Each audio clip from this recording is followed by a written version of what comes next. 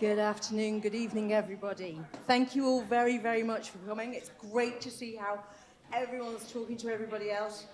I am very excited to be hosting tonight's event, and I would like to start in about a minute when we call forth the first group of panelists to the stage. So can I have Steve Dougan, please, and Stephen Goodall and Angela Corner.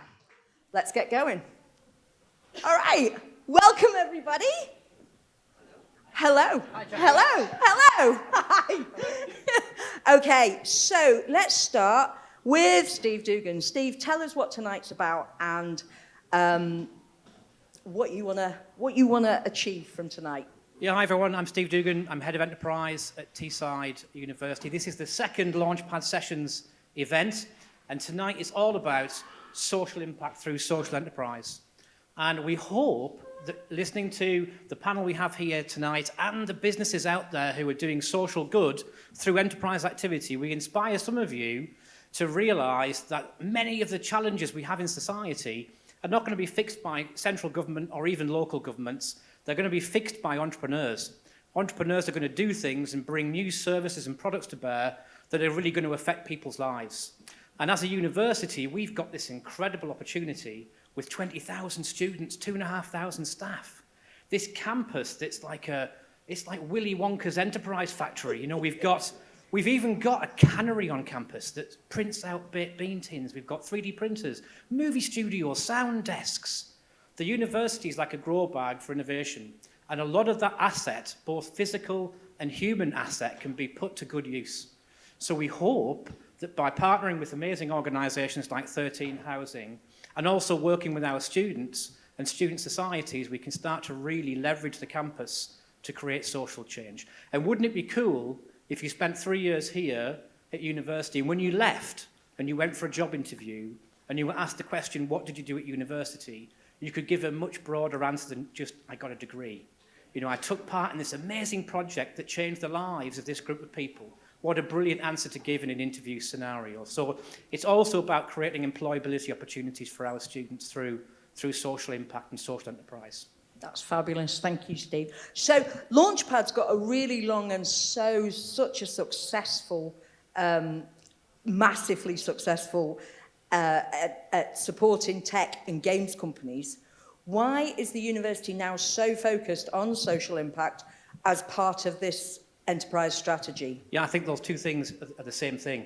So yeah, we've created 580 businesses in the Launchpad incubator. That's huge, right? And we have some of those businesses in the room today. Freddie is there from Radical Forge, you know, from two founders, one of which is Freddie, by the way, round of applause, to 80 staff now, Freddie. 80 staff, 3 million turnover. What an incredible success story Radical Forge is. And in doing so, they're creating jobs. Really good quality graduate jobs. That's social impact. It sounds like it's just enterprise, but actually by supporting companies in the incubator that go on to create income and go on to create jobs, we're really shaping the regional economy. And the university's mission statement is to change people's lives and change the economy. And it's not just a strapline on a website. You can see that activity happening around the university. It's put into practice. So enterprise like Freddie's business is exactly the same to us as social enterprise. It's about using our knowledge, using our university campus and staff and students to try and create change. So they're both the same thing. And one of the things that I noted about Launchpad was when you're setting up an enterprise, the rate of fail is quite high. But with your help in your Launchpad incubator, you have one of the greatest success rates in the country, right? I think we have one of the lowest failure rates of an incubator anywhere in the UK. Lowest failure, greatest success? Yeah. That isn't just down to the work in Launchpad, that's also down to the quality of people that come through into the incubator. And Teesside is one of those areas that's really tenacious. And the people of Teesside are natural born entrepreneurs, and they're going to hack away at what they're trying to do with a great deal of courage and bravery and tenacity. And you see that if you spend time on LinkedIn as I do, and you watch people's stories where they go from just Nabocus Bina there as well. I remember visiting Bev's office when it was just Bev Goodall starting out. And how many people have you got there now? 12 people.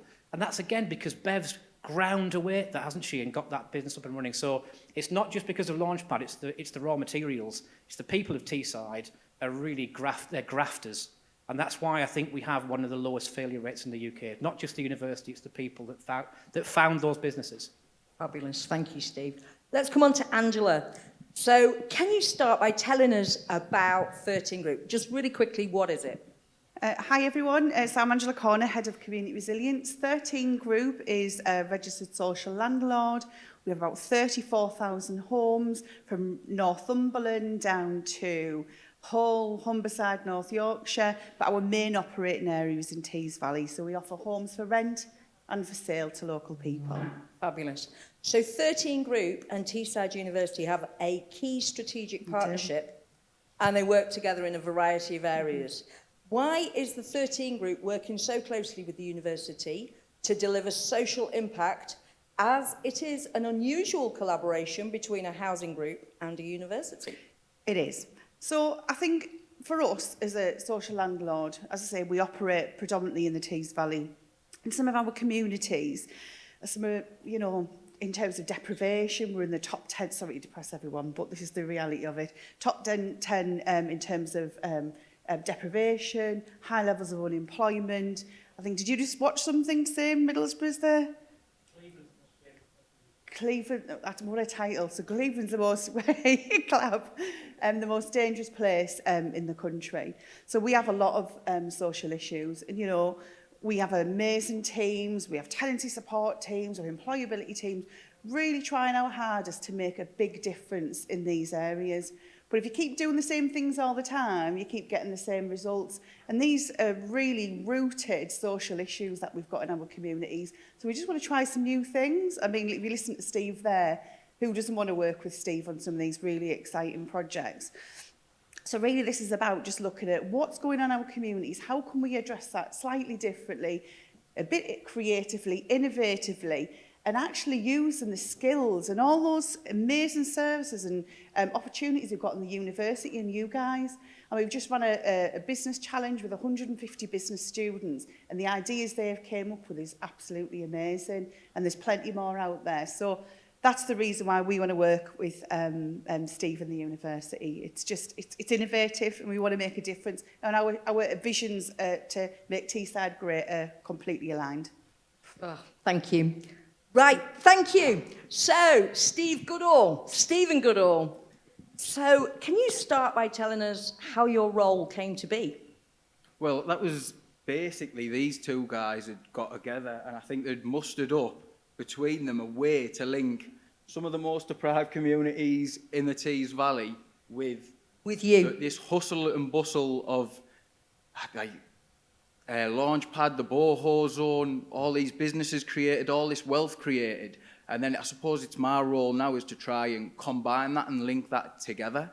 And it works really well for me because I'm actually I lived in a 13 house most of my life with my mum until I was like 32. Probably shouldn't have said that, but I've also worked at the university, so I've worked with a lot of students on societies. I worked right here in the Students' Union, so I felt as though when I seen what they'd put together in the role, it just seemed to connect. I just had so much knowledge and experience firsthand of what goes on in some of our most challenging estates, but I also knew firsthand what the university was capable of and how it had supported students to go on and create all these unbelievable businesses. So my challenge is basically to link these two things. Excellent.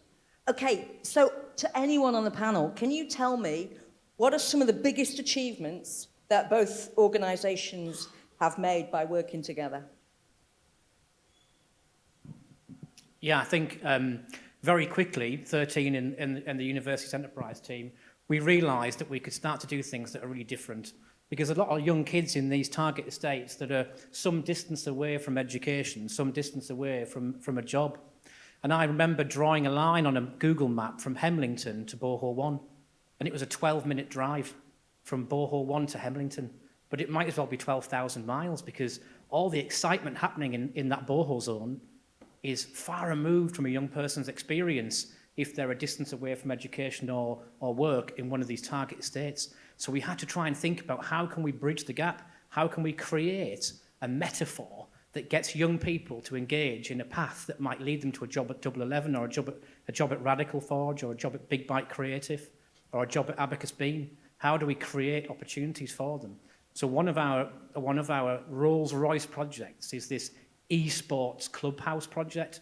We're going to try to put an esports clubhouse into some of the most difficult areas in the region and give those kids the chance to come in and play competitive video games. But not just for fun, because it gets them into a pathway that might lead them into a college course, might lead them into a job at a video game studio. We've got some great partners at the back of the room there from the Wired Lobby. If we could wave Derek and Eddie. Oh, do stand up. Do stand up. Eddie Ford and Derek. Amazing new business, bringing an esports arena into Captain Cook Square in the town centre.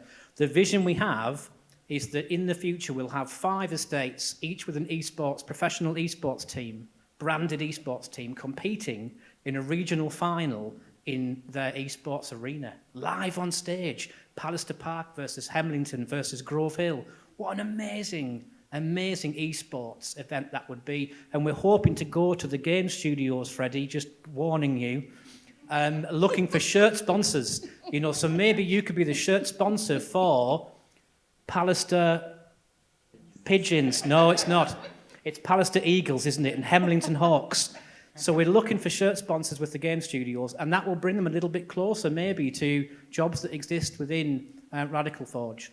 And by taking part in something like esports, we're hoping to give them a bridge out of where they are and connect them to all the exciting growth that's going on in the digital sector. That's just one example of the work that Stephen's working on to try and project our digital capabilities out into these difficult estates.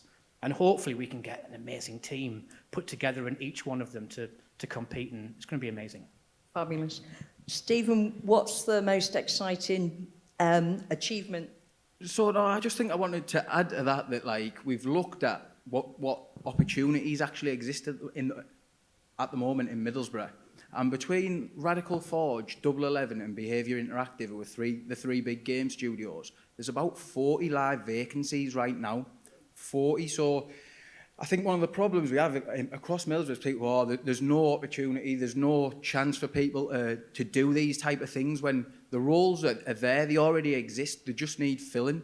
There's lots of wealth coming into the town, there's millions upon millions of pounds of investment at the Teesworks site. I think there was 80 million pledged the other day in the budget for investment and innovation. So there's loads of opportunities there, and just to add. But again, it's not just making sure that our students can access that, it's making sure that everyone, that wealth is going to come into the town, it's going to exist, and people are going to make a lot of money. But it's about making sure that, people on Earsham, which is like one of the most deprived wards in the UK, can take advantage of those opportunities, they're aware of them. This really could transform this region, right? Yeah, massively. Angela, what's the most exciting, biggest achievement? Or, let me change the question up. Can you tell me something perhaps small that's just a single person whose life's been changed by what's going on here? I think what's been absolutely fantastic for 13 our customers, the voluntary community sector, and you're going to hear from them today, is FERBDIT, who are now operating from the university. They've been looking for a venue for a long period of time. Steve and the guys have come in, they're now working from there, and they're absolutely amazing. I don't think they realise some of the amazing things that they're doing for our customers and our communities as well. On a weekly basis, obviously you'll hear a lot more about that, and I don't want to steal their thunder. But we're really supporting customers who can't access digital equipment. Our community centres are now helping people apply for benefits, just getting them online to look for jobs, etc. I think that's really made a massive impact in our communities and a big difference to our customers, plus our community centres and the voluntary community centre. It's fantastic, especially with the way the world's changing so quickly. Everything's online. Everything's online. People don't have access to it. Systems are quite difficult to get through. And so having somebody there that can actually help someone navigate leads them to a much more productive, happier life, right? What's not to love? Absolutely. Okay, so top tips for somebody in the audience who wants to start up a social enterprise. I think you need to be really clear that what you're trying to do is a social enterprise. You know, is it a social enterprise or is it just a business? A social enterprise has to make, its bottom line is social impact. Its bottom line isn't generating profit for shareholders. So you have to be very clear what the social mission is, what is it you're trying to change, and importantly, how would you measure that change? So how would you know that what you're doing is a social enterprise is actually making a difference? You have to be able to measure that change. And then the second thing would be reach out for support, because starting a social enterprise can be in many ways more difficult than a regular business. But there's lots of support in the region to help you do that, not just at the university, but from the combined authority and the local council as well. There's lots of support there. So if you think that what you have in mind can make a difference to people's lives and generate revenue to pay you a salary, because a social enterprise is not a charity, it's a business that functions like a business, but it uses the profit it generates to affect social change, you need to really think carefully about the business plan, the business model, to make it sustainable. Because you can't start something, make a difference, and then disappear in 12 months' time. You have to be able to stay at it for 12 months, 2 years, 3 years, 4 years, and keep making that change. And the key to that is a sustainable business plan. So make sure you really work on the business model and the business plan. It's not a charity. It has to go out there and make money. And there are people in the audience here who've done that very successfully, you know, who you're going to hear from in a few minutes, who can help you as well, who can guide you about how to do that.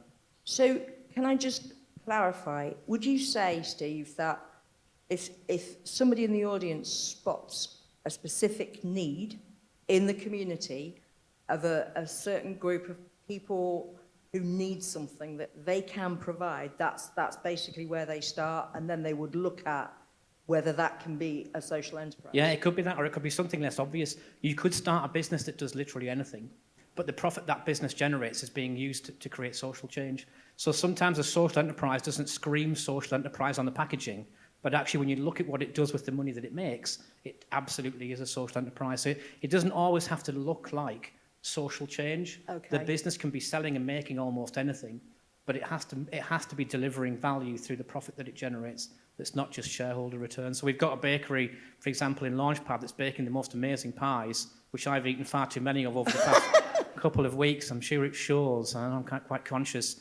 Elizabeth, that your pies are on show right now. But that's an amazing bakery creating amazing commercial baked products. But absolutely what they're doing is creating social change in the region. Okay. Thank you for clearing that up. So what advice would this panel give to anybody here? Can I ask the audience, can I see a show of hands, is anybody interested in starting up a social enterprise moving forwards? Okay, we've got quite a few hands. Okay, so what tips would you give them initially, maybe Angela, Stephen?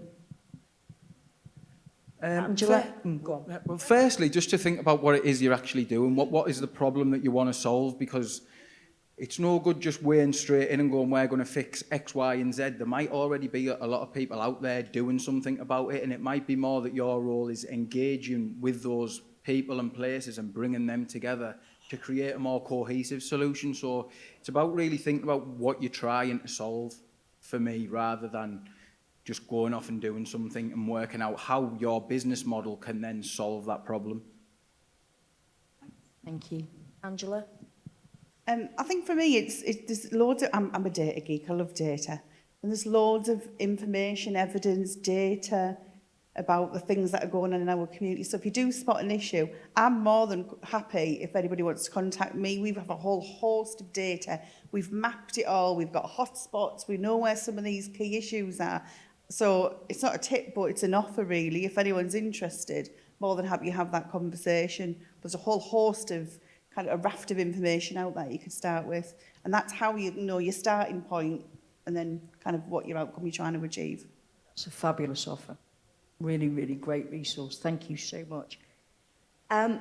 Do we have any questions from the audience?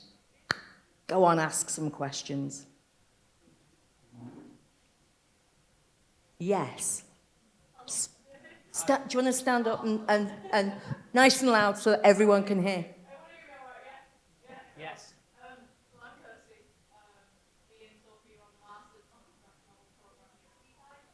What's your question? My question is Angela. I'm born and bred in Teesside, and I was just wondering, is the community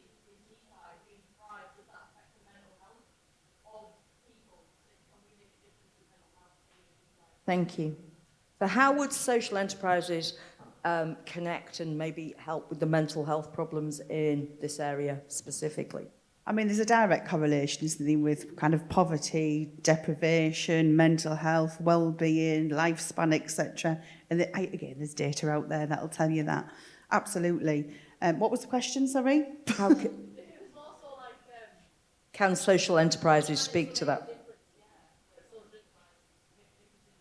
you guys are making housing, which is fantastic for these people, but maybe like from a not so social enterprise point of view, what difference can we make in the community with that, like gaming, comedy?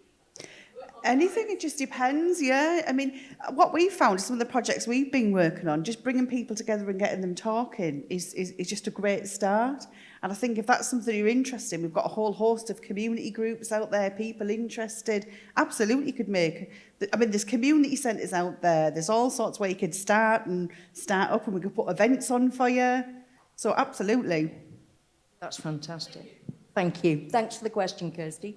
Do I have any other questions for this fabulous panel? Don't all shout at once. Go on.